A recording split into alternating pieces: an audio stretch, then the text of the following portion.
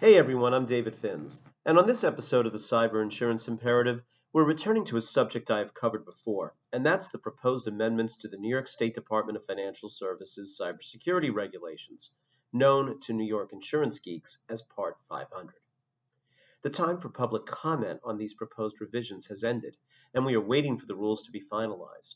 But even if you don't transact business in New York, listen up, because as we've already seen, what Albany does in this area has a ripple effect on the regulation of financial institutions nationwide, both at the federal level and in other states. So what's in the proposal? Well, for starters, cybersecurity protocols are going to need to be approved by the organization's senior governing body. For most businesses, that means the board of directors.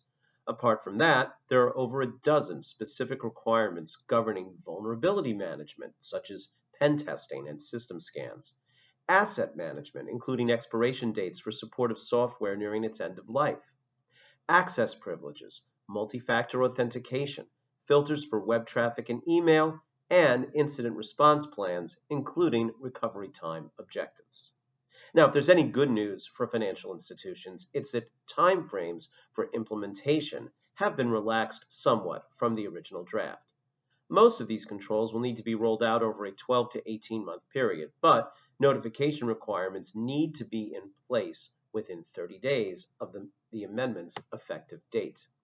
Now, what should covered entities be doing? Well, first off, don't try to go it alone. If you need a referral to a qualified privacy attorney or cybersecurity consultant, you can DM me on LinkedIn or email me at david.finz@alliant.com, and I can put you in touch with several providers that you can vet for yourself.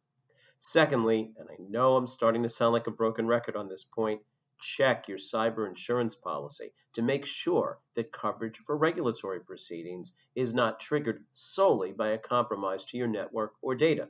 Because, as you can see here, DFS is imposing a ton of compliance requirements on financial institutions independent of there being an actual breach. And if your broker isn't talking to you about regulatory compliance, maybe it's time that you discover the more rewarding way to manage risk. Thanks for watching.